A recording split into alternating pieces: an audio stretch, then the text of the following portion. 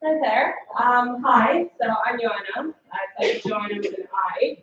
First of all, slight disclaimer, I do have a cold, so if I kind of start coughing or it's my sick day. The way that we kind of structured, I kind of structured this presentation for you guys is first I put forward the sort of 5 tenets of Bompas and Parr. We've got these kind of 5 rules of experiential design that we kind of apply to any and all projects. And then I'll show you sort of the skeleton that we apply to any event. And then I'll show you the type of events as in my case studies. So that's kind of roughly the way that it's structured. But I guess what is Bompas and Parr, first of all? There you go. We actually have a little video. This should be playing. There you go.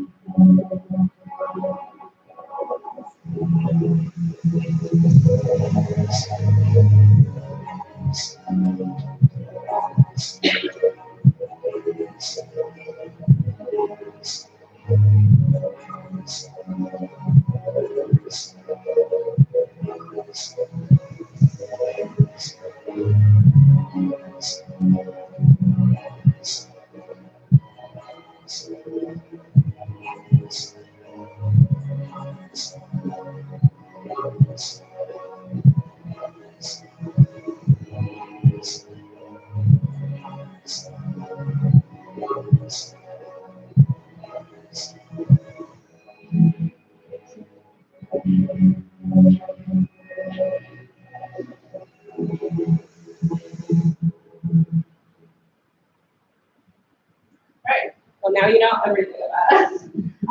Basically what we do, and this is what we did as a company kind of first, before anybody else was doing it, was elevating events to sort of an experiential, multi-sensory design level, rather than just what we all kind of think about events, or what we did 10 years ago. We employ a different type of sort of approach to it. We take it very much from a sort of narrative and architectural point of view. One of the starters of Bompas and Parr, one of the partners, is actually an architect. And it all kind of started from that way to create an immersive experience, not just, let's say, a panel or a board or something that was purely visual. We wanted to make sure that we communicate through all the senses. We're based in Suffolk, so we're a creative studio. That's kind of how we define ourselves. And when someone asks me what I do, they say I create experiences, and that's very much the way that we sell ourselves, rather than events per se. Is we do experiences, which can range anything from an intimate tasting of a whiskey around the table to 500,000 people watching flavor fireworks in London. We do a lot of brand strategy and consultation, which is a huge part of the studio. It's essentially divided up into 2 sections.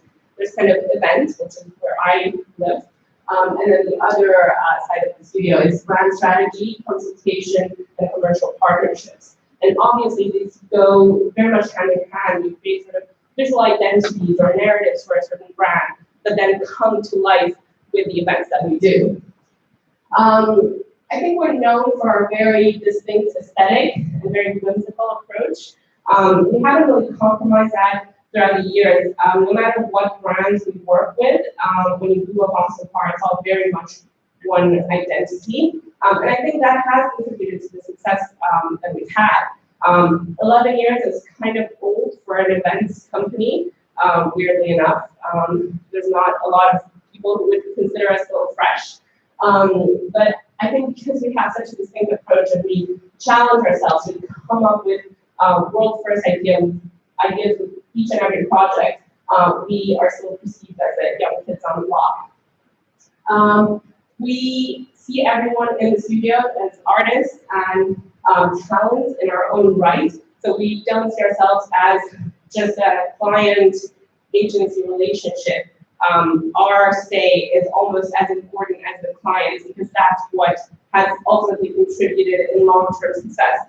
Maybe we've lost clients along the way because we didn't really want to compromise our own views, but in the long run, that's actually been a lot more successful.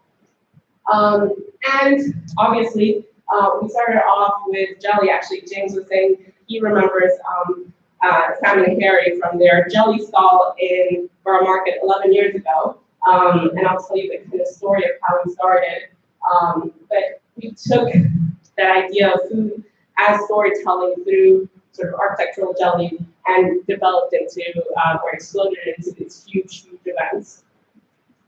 The type of clients that we work for are very much divided into two groups. The first is the ones that we hold near and dear, which is sort of more cultural institutions. You know, we work a lot with the Barbican, the PNA, the RCA, so on. But ultimately, the real money is here. The way that we tell this is that if we look at the Renaissance, when so many great arts of work were created by being essentially sponsored by pretty sort of corrupt but powerful people of the day, the Medicis, we see our own artistic endeavors within this sort of experiential realm, so this new kind of mode of artwork, as being sponsored by the Medicis of today, which is huge corporations. Now that kind of tells you a little bit about Bompas and Parr, who we work for, who we are, but really, right now, I'm going to kind of let you into the 5 secrets of a Bompas and Parr experience. We're not very precious of our secrets. We love sharing them. So I'm sure everybody else will start doing great experiences super soon. So that the 5 laws of experiential design. Now, design is about solving problems, but experiential design is about emotions. So I'm coming from an architectural background, so I come with a different sort of mindset. But within the last 5 years almost that I've worked in events, I kind of shifted the paradigm of how I think about an experience or a space. I think about how to design in order to elicit emotions. So the first rule is the happiness halo. Ask yourself whether you are happy and you cease to be so. So that's your goal. This is basically the theory that there's such thing as a happiness halo. When you're consciously thinking, am I happy right now? You're kind of not happy. You're only happy in anticipation of that happy event, and then when you remember that event. So it's almost like the before and after. It's kind of the paradox at the heart of happiness. And we're hardwired to enjoy the anticipation of something and savor the memory. Now, how does that translate into the spatial terms of an event, or like the conceptual terms of an event? We make sure that we focus a lot of strong ideas in the anticipation of the event, in the invite, in the entrances, in the thresholds, and so on. And then at the end, finish strong, give people something to tell their friends in the pub the next day. So people only tend to remember 2 key aspects of any event in their life: the way they felt right before and the way they felt right after. The second rule is to design transitions and not spaces. And again, this is probably coming from an architectural background, and I think the head of architecture school, is that correct, will probably say I'm not right, but I think it's more important to design the transition of a space rather than the space itself. We have a huge emotional sort of response from that's formed from contrasts. So, for instance, if we enter like a huge cathedral space or like a tight little corridor, we immediately feel differently. So the way that we kind of design the spaces that we enclose our events in are in themselves meant to elicit or trigger an emotional response. There's like a few sort of good examples I can give you for that. So for instance, Disney. Disney are actually kind of the seminal sort of events designers that we reference all the time, weirdly enough. Not for their aesthetic, but for sort of Walt Disney's very canny knowledge of the human psyche. So the way that, for instance, you enter like Disney World or whatever, they actually call it in the lexicon of Disney a portal. So things like the fact that you have to take a boat and cross a moat and go through a gateway and so on are like huge parts of the experience itself. Obviously, that also happens in architecture. So it's not the size and shape of the space that is important. It's the contrast between two spaces, e.g. walking from a narrow corridor into a huge open space that elicits that strong emotional response. The third rule is the gift of surprise. Ultimately, events is about people, it's about the user. So we always think of the guests that we will have coming to our events. And people love to be surprised. You can inject moments of emotion by creating surprises. It also feels really generous because people are like, oh, I came to this thing, but then suddenly you give them something. You give them a free cocktail or you give them a hair massage, like in that weird photo, and they'll think, oh my God, this is great. These people are amazing. I got something for free. I love them. I will come back. In order to remember the event and have a positive association with it, you need to design or create peak moments within your experience, such as surprises or reveals. And remember that key term reveal, because we'll go back into it. Because a little bit like how we were talking about the contrast between those two spaces, it's also really impactful to have a moment of surprise reveal. And that's where we usually insert the brand, because we work with brands, the brand that we're talking about. That's the kind of emotional moment. Surprise is the key to delight, and it is mundanely easy to surprise people. The fourth rule is to design the rabbit hole. To design an effective experience, you have to transpose the consumer from his daily life into a new environment. One of the key sort of terms that we started using is world building, and we essentially try to use as many elements as possible in the architecture, in the scenic design, in the characters or staff that we employ to almost break the guests from their daily life and bring them into something completely different.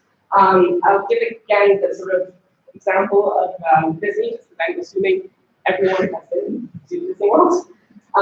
So let's look at sort of the cue to go into a Disney ride. That's so strongly sort of associated with the identity of the ride coming over. It's part of the sort of world of it, and it's a bit that you probably remember most, because it's a bit that you spend most time in. But the idea is that all sort of elements have to move you from your daily quotidian life into the world of the event. The design of the transitional space must be imperceptible and strong enough to build suspense. So emulate effective thresholds such as rabbit hole, Alice in Wonderland, or the queue at Disney. The fifth rule is nature knows best. So this is essentially something we've essentially found is very true, especially in the last few years. I think we can only look at the sort of new trends in like urban gardening and apartment gardening and stuff. People really want to feel close to nature, especially right now that we're so devoid of it within our urban environment. So again, I'll take Disney as an example, just because that was kind of the theme of how we structure these. But Bruce Vaughn is a former chief creative exec with Disney Imagineering, so they design their like parks and stuff. So he says that in our theme parks, there's a lot of what we call living show. So that's actual plants, living plants, a lot of water. All these things work on the subconscious level to give reassurance. That essentially talks to a very deep bit of our brain. And I'll give you another sort of little bit of research, very secret, that we're doing right now.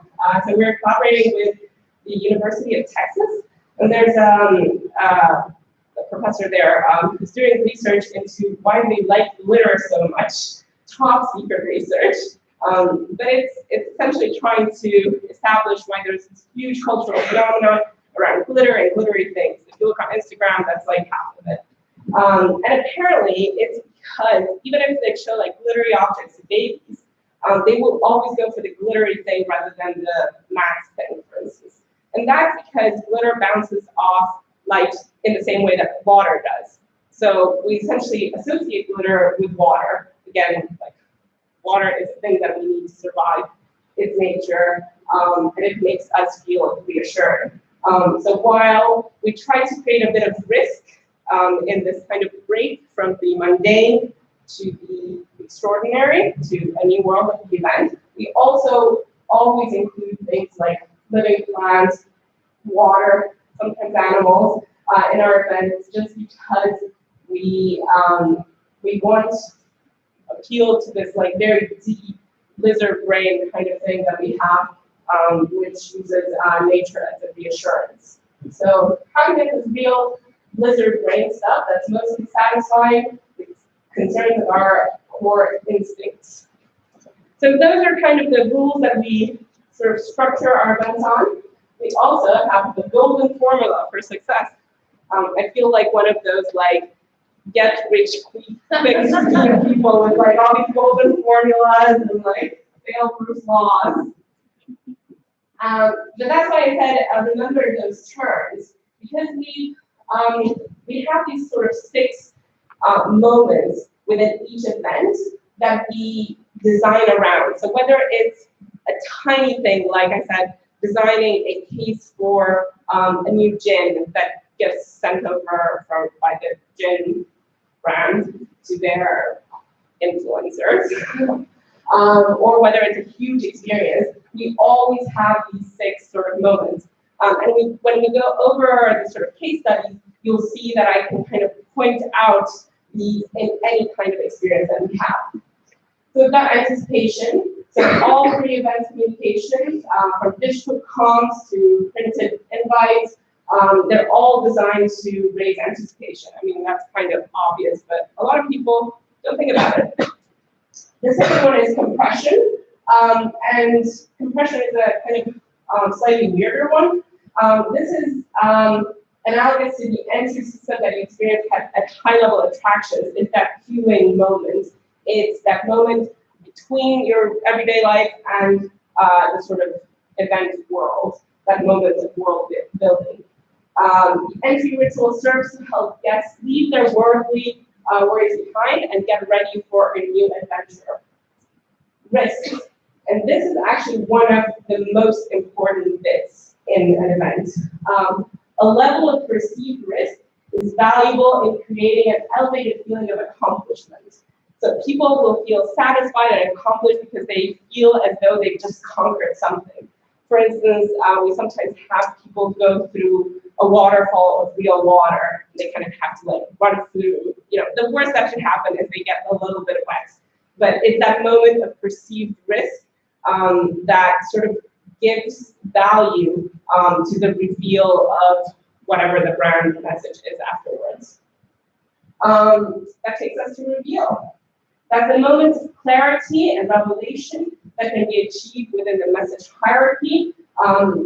It's basically curating, and this is the core bit of the brief that we get. So whenever you have a client, this is the bit that they want to focus on. It's oddly enough not the most important though. So this is the bit that a brand, sort of, whether it's a new product that they have or whatever it may be, they kind of want to focus on. But because we kind of nestle it between that moment of risk and that moment of reward right after, the message kind of drives home. Then there's reward.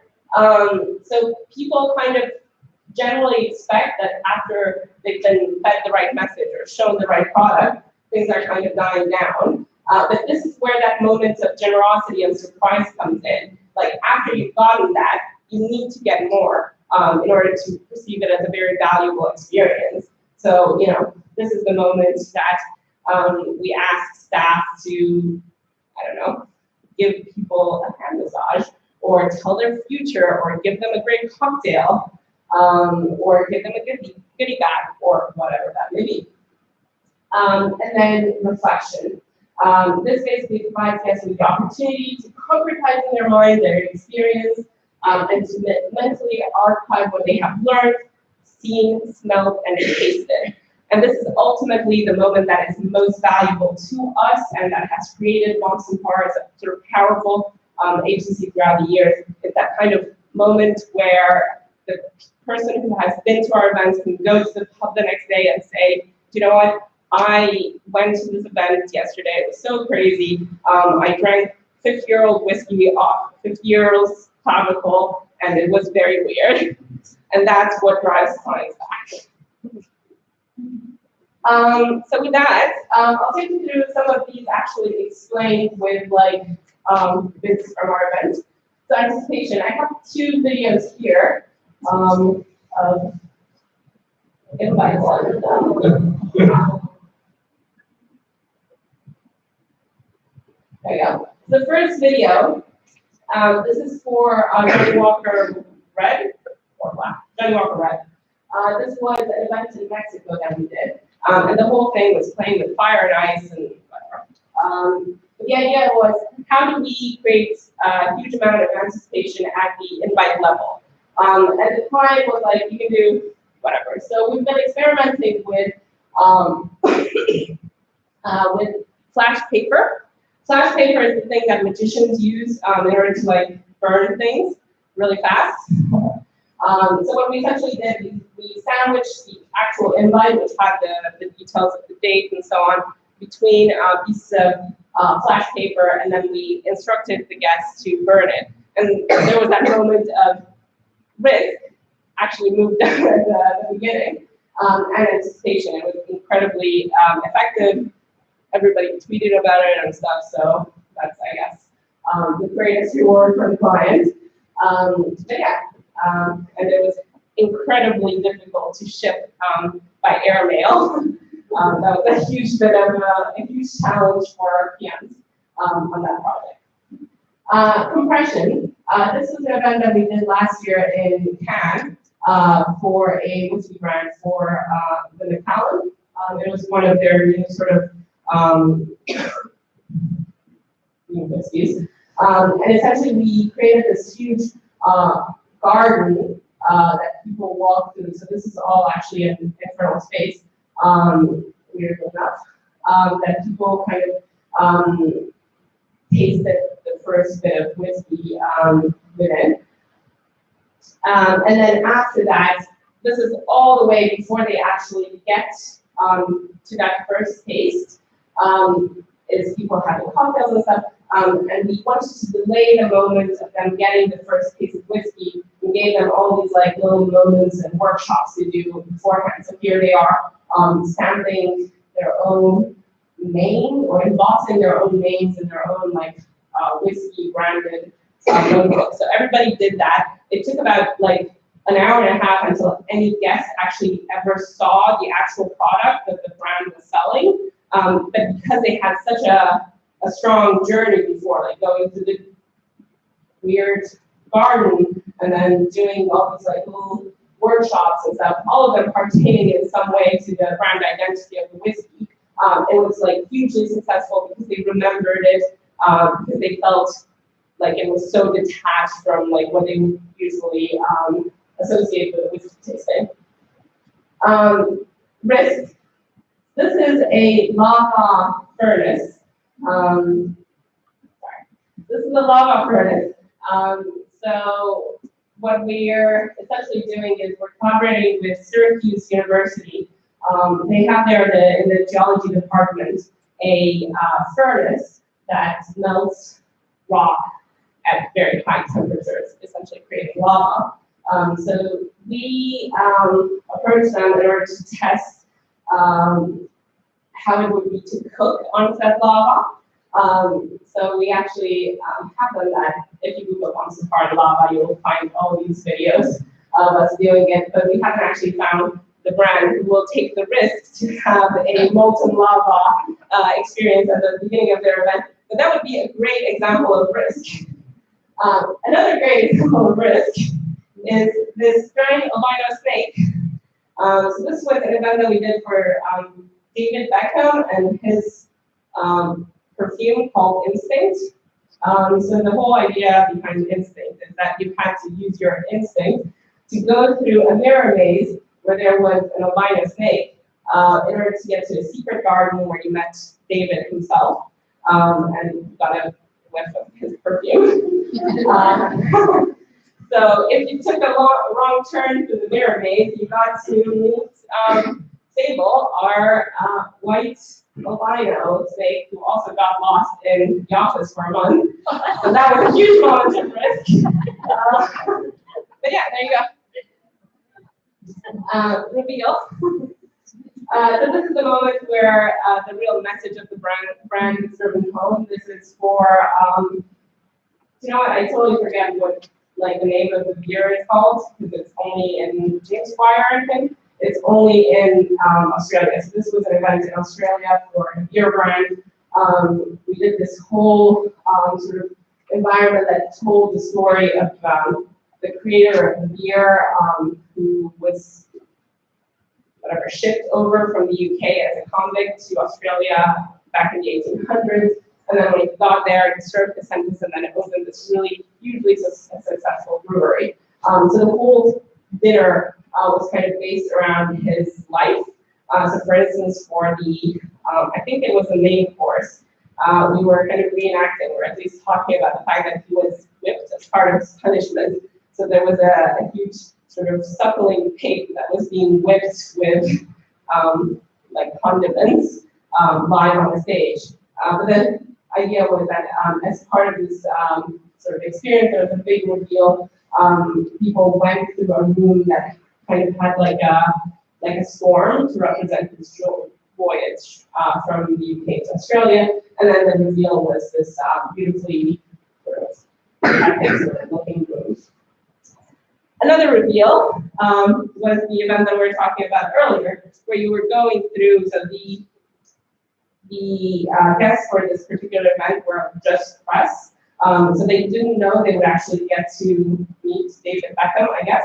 So they were kind of like walking through this weird mirror maze with a snake in it, and then they get to the garden, and then lo and behold, David Beckham is actually there. So that's a pretty great reveal.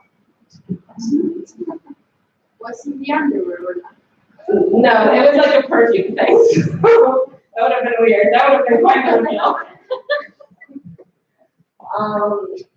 Then we got a reward.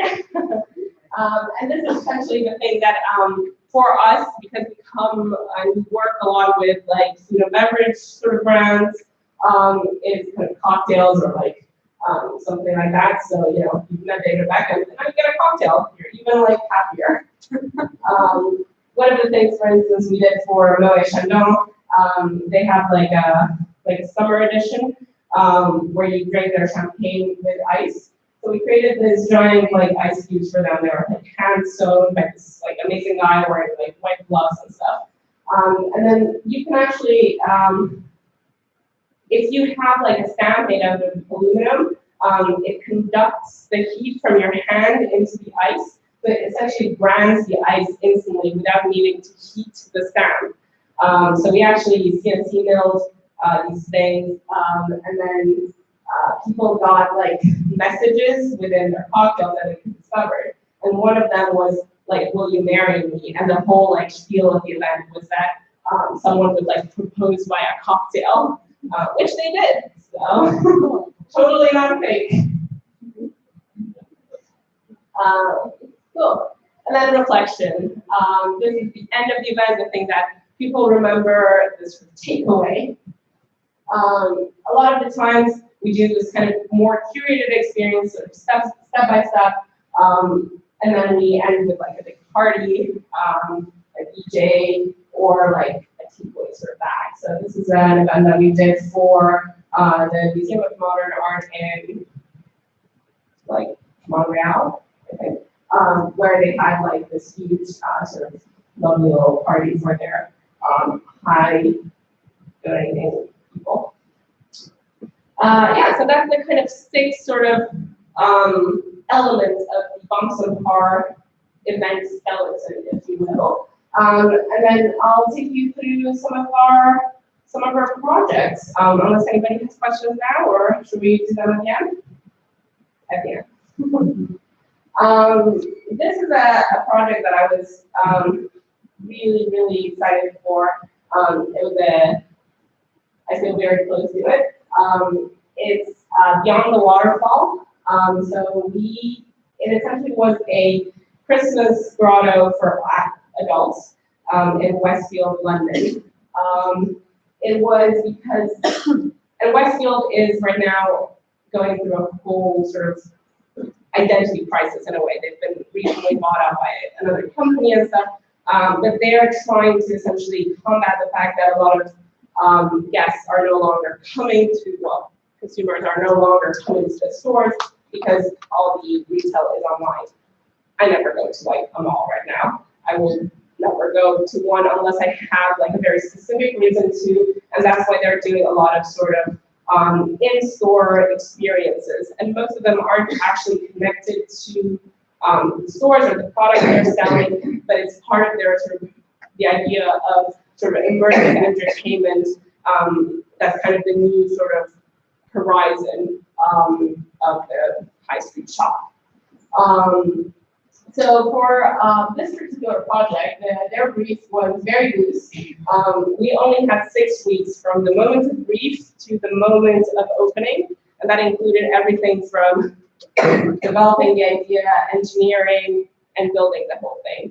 And I'll let you know why engineering.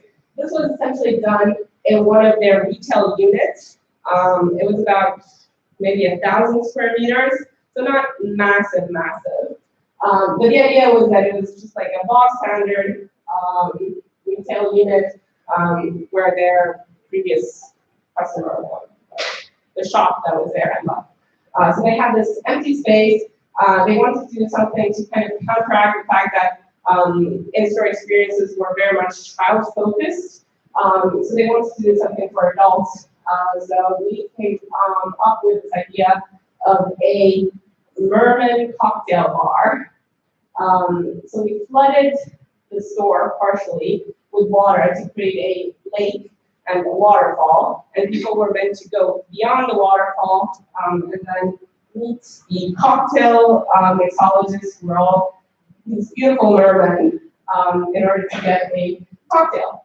So the kind of experience kind of was like this. You went into the first room, which was kind of the room of like an explorer. It was very much kind of the golden age of exploring. That was kind of the reference for the architecture of the set dressing that we had within it.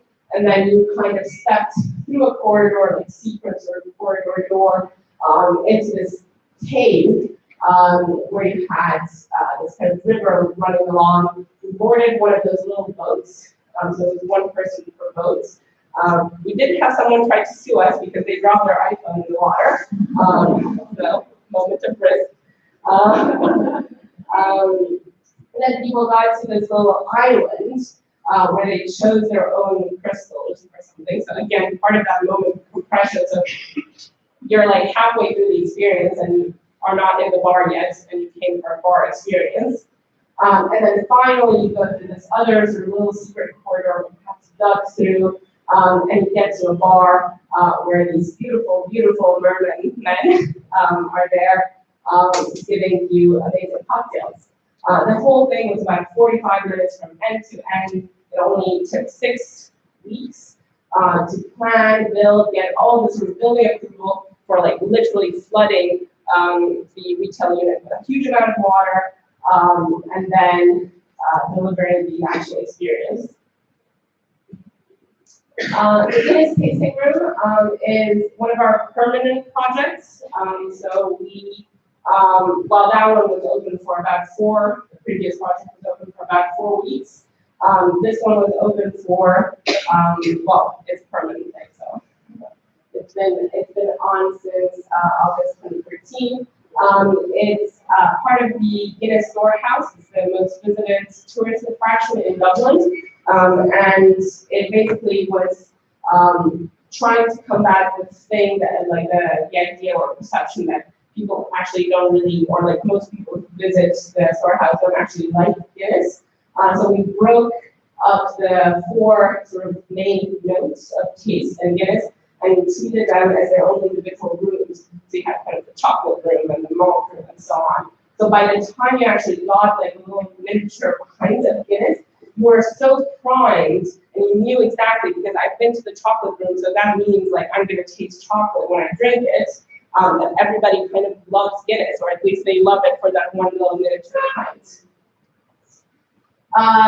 The single Opticon was another whiskey brand, Singleton. This is for like an international experience we did in Taiwan.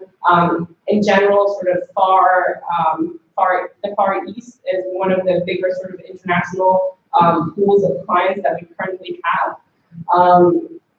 And especially the sort of alcohol food and beverage market, they're kind of very much up there. So this was essentially transforming the tasting of a whiskey, a very expensive bottle of whiskey,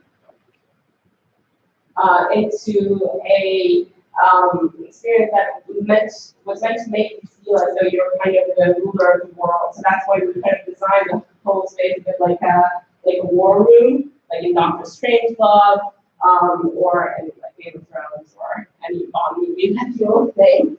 So essentially, we built this map of Scotland. This was a table that we 3D mapped onto. And the 3D mapping was basically an animation that was kind of telling the story of how whiskey is made. So at one point, the whole table looked like it was burning because of the charring of whiskey barrels and so on.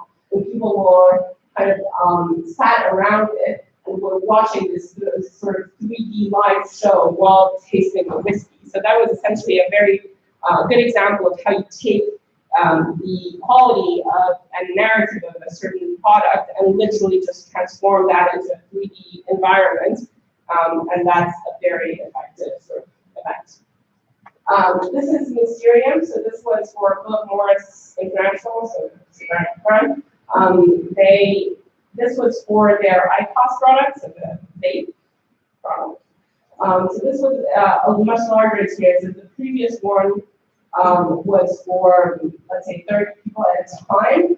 This was for 7,000 people. So this was taking a disused power station, a little bit like the size of Battersea Power Station in London, and transforming it into a huge sort of 360 multi-sensory show that told the story of this new product that they have at us. So we have, for instance, that image up there on the top right is like a bit of an iceberg that we actually had shipped from Antarctica, and then people would shop.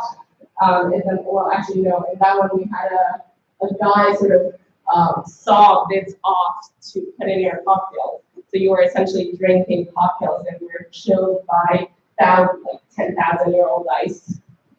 The bottom right image shows our lightning vodka. So we essentially built a Faraday cage, and everyone's drink was struck by lightning before they drank it.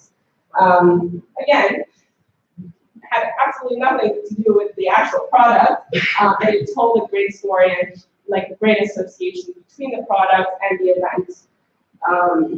A little bit differently than the previous event that I was talking about. Joy of Bees, this is an event that we did for Relais Chateau. They're like a luxury hotel brand. So they have hotels, like boutique hotels everywhere in the world, but they wanted one experience that kind of told the story of all of them at the same time. So we kind of saw that a great thing for them to sort of build into the narrative was the idea that most of their hotels had beehives on their properties.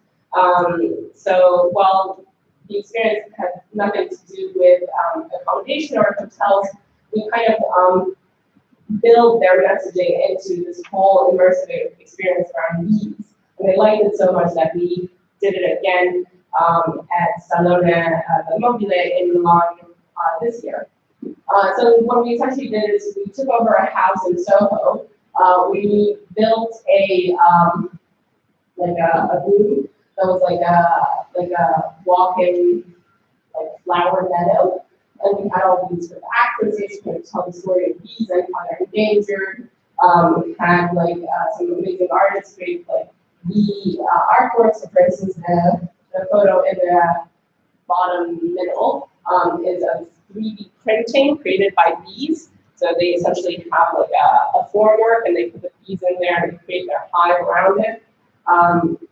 Or the first image, which is essentially a room that we completely built from scratch, which is a room completely made out of beeswax. So as you enter there, it smells amazing, it looks amazing, and it entices your curiosity to go stay at a relationship hotel without ever talking about any of their hotels. Symphony of Blue, this is a Johnny Walker Blue blend. Johnny Walker Blue is kind of their most expensive, commercially available whiskey. So it was all about the craft that goes into the whiskey itself. Now, craft and exclusivity were kind of the core bits of the event. The craftsmanship does not translate into a great party. So the way we kind of did that is that we selected 10 of their highest paying clients, and they each got to char their own whiskey barrel that their whiskey would be maturated in for the next 20 years. So they would only actually get the product in 20 years. So a huge moment of anticipation, but it was a hugely sort of entertaining moment of the evening. Throughout the rest of the evening, we had things like a walk-in whiskey cloud, so a completely sealed room where you walked in and you could smell the whiskey and breathe it in because it was all vaporized. But also a organ, which we had custom made in a crafts workshop in Bethnal Green. I think it's one of the oldest organ makers in London and one of the only ones remaining. So we custom built this organ that we 3D mapped on, and the idea is that the organ and the specially composed music for it would change your perception of taste. And this is really, this is something that we essentially wanted to do for a long time, and we found a client who had the budget to commission it.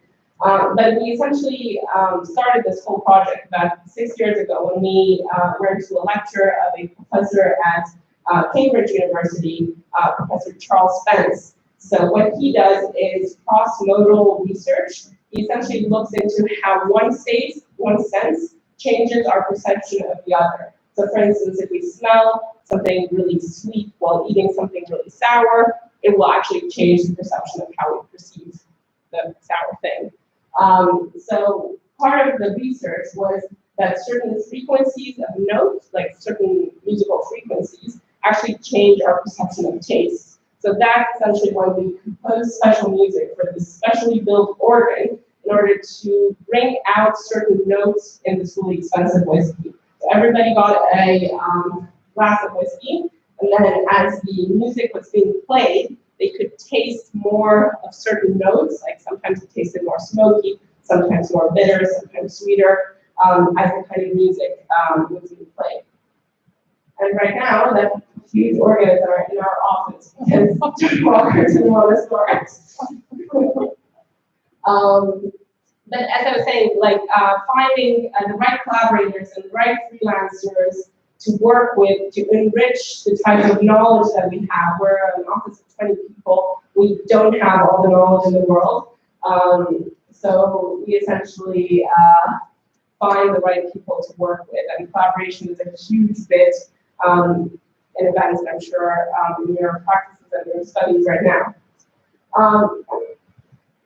This is Funland, the pleasures and perils of the erotic playground. So this is for the Museum of Sex in New York. This is essentially a temporary exhibition that we did for them that was so successful that it turned into a permanent one. So this is the world famous food bouncy castle. It kind of like explains itself. We also had a special climbing wall there, and then all sorts of other I think really I selected this project just for good sort of visual mnemonics without that much of a story. I mean, it's a fairground, kind of sell in a project. We have huge sort of media response for that, and a huge amount of like people who wanted to attend, so much so that they turned it into a permanent exhibition. This is the project that I was telling you about, the secret garden with the perfume and the snake and the mirror maze. So you went to the mirror maze, then you went to the back. The ultimate reward. And then a last sort of project, because I think we've touched on a lot of larger scale projects, I wanted to include like a much smaller one. This is very much like a crossbreed between like a sort of event and product design. So we built this sensory accumulator for Thornton's. So Thornton's is very much an old and established brand. They're quite traditional in their approach. But this tells very much the story of the changing attitude of brands right now, who are trying to get away from the very traditional sort of means of approaching clients that they had before to completely new ones. So in this one, Thornton's wants to create like a hyper-personalized experience. So they came up with like these 5 new flavors of chocolates. And people essentially did like a quiz, and then sat down in this weird contraption. They're strapped in, and then the whole thing was built in order to create the illusion of loss of depth perception. So when you're in it, you don't see any edges, so you don't realize how big things are around you. That makes sense. And there's kind of a tricky light show. And 2 minutes in, a little prong comes out, which is like a mini elevator built into the core of it, with your very, very personalized chocolate on top of it. So based on the test that we did, they told you whether you're a strawberry filling or a peach filling, and all of a sudden it appeared in your mouth. And that went on tour in many of their shows, many of their stores and showrooms that they have. Yeah, so that was like a little glimpse into our methodology, our beliefs, the type of clients and the type of market that we're working within right now. There's a little bit of what the papers say about us, but you can just Google that. So I don't need to go through it. So yeah, thank you very much. And,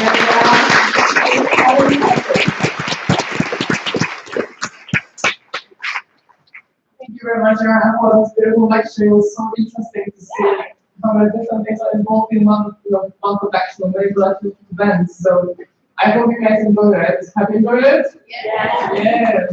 Okay, I'm sure you have some questions. Do you? Yes. So you can also download the app, the slider. Have you seen it before? If anyone is shy, if anyone doesn't want to speak, in front of all the people, you can just log into that website. You can download the slider, this hashtag and this number, and then you'll be able to place your questions on the screen, okay?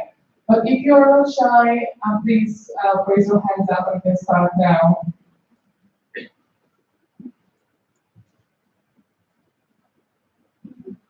I was just wanting to know from designing the concept, what's the kind of arrangement you have with your own teams? When you're kind of formulating the concept, you're working with set design already, or you're working with engineers or no, we usually we structure all of our projects around 3 phases, and the first one is always ideation. And within ideation, we just come up with ideas with like a very rough sort of treatment in mind that's kind of proportional to the budget that the client has, but we never go into that much detail at that moment, just because we don't have the capacity, and we also feel like it's better to not give the client a very specific idea of what they're going to get at that stage. We want them to buy into a concept, an idea, and a narrative before we go into the minutiae of an aesthetic. Because people get bogged down into, oh, but actually I don't want it to be all red, or like, oh, like it's too round looking, or it's too angular, or like I was envisioning more flowers, and you can very easily lose them at that point because you give them too much detail. So at that first ideation phase, we don't go into sort of visual elements. Okay, thank you. So we will be doing one question from the audience and one from Slido, okay? So the next one is, how frequently do clients reject your ideas as too wild or risky, and or ask for installations experiences that you think are too far out? They used to reject our ideas a lot more, but I think now that we have a proven track record of no one dying or getting injured at our events, that doesn't happen anymore. And also we work with very established health and safety teams. So we always include at the end bit of our sort of ideation presentation when we pitch to the client, we always kind of say, this sounds crazy, but actually we can do this and that and that. So we caveat that at the very beginning, but yes, it did happen a lot more frequently than it does now. And how often do you think, the lava one, I haven't been able to sell it into any clients so far, so that's definitely one that seems too risky. Anybody else? I just wanted to ask a couple of questions. One question. How long does it take to plan one event like experience? It depends, anything between like 2 weeks. We have events that we do in 2 weeks to 5 years. So it depends completely on the, like for instance, we did the flavor fireworks for London's New Year Eve, where like it was like a multi-sensory fireworks experience. That was about 2 years in planning. So, Anybody else? Thanks. What are you using to measure success within your events when you take landscapes of the clients? A lot of it is right now is social media and tags. That was very different from when I started at Bompas and Parr, which was only 4.5 years ago. So they were very much focused at the beginning on the client's perception. It was like the KPI was very loose, but right now it's very much on the quantitative sort of how many tweets do I get, how many Instagram tags and so on. So it's very much social media focused right now. And that's why the type of briefs that we get, which were very much content driven at the beginning, are very much visual driven right now. Can I just ask one question? And so this is for social events, more broad activations. What about the private events? Do you still have anything like that? That's very much up to the brand's perception. Our clients are always generally present, and it's, Okay, yeah, thank you. if they like it, it was successful. The next question is, I'm just reading my dissertation on MA about immersive events, and I work as an event coordinator. What kind of experience do I need to work with BNT? We have a lot of roles actually open because we are always looking for people. So a good sort of, we're looking for people with not only kind of event experience, but like the cultural sort of background and like cultural knowledge and more sort of artistic sort of tendencies in a way. But I wouldn't get too bogged down in that because we are literally always looking for freelancers. As I was saying, we're only 20 and we do huge events and a huge number of them. So we're always on the lookout for freelancers. So if anybody wants to apply, you can go to our website. You're only 20 and you're doing this kind of event? Yes, we're only 20 a year. I want to say at least 60. Wow. Right now, I have 30 projects on. Wow, that's very impressive. So yes, freelancers always welcome.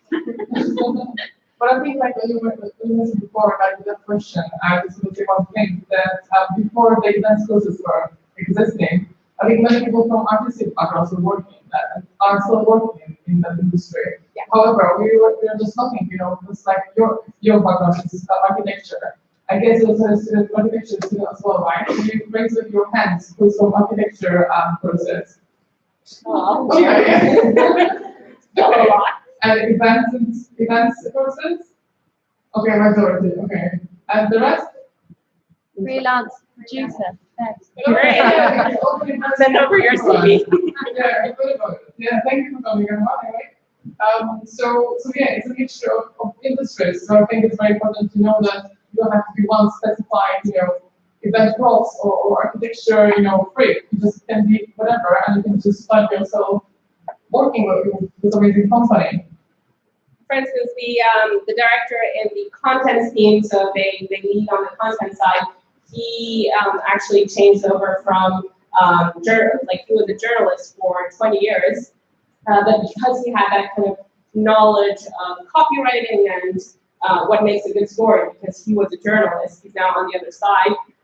So ultimately, you just have to be the right person. Yeah, exactly. So this is very, very interesting question, the top one. I'm sure everyone's thinking, budget is always a thing. Because my boss always says, the most important word in events business is revenue, isn't it? Actually, it's not for us. Okay, yeah, it's your Our work experience. Our clients are very, I'll give the example of Westfield, that Merman experience. They weren't at all interested in ticket sales. They were just interested in how much the story would be successful, how much value they got through sort of media and social media rather than actual revenue. So that's not that important for us, but I would say that a very average amount is around 100 to 120K. Obviously, some events are vastly more expensive and some of them are a lot cheaper, but that's a good average. Okay, thank you for that. James just already told me that you have to finish now. However, I would like to invite everyone to go downstairs to the podium where the Costa coffee is. You can get a coffee, you can still keep networking. We will be here for the next hour or more, or whatever you want to be here. You'll be here until the next morning. I know you have very interesting questions and everyone has interesting questions, so please meet us downstairs where we can chat, talk, and then work together. Okay? Thank you for coming. Thank you for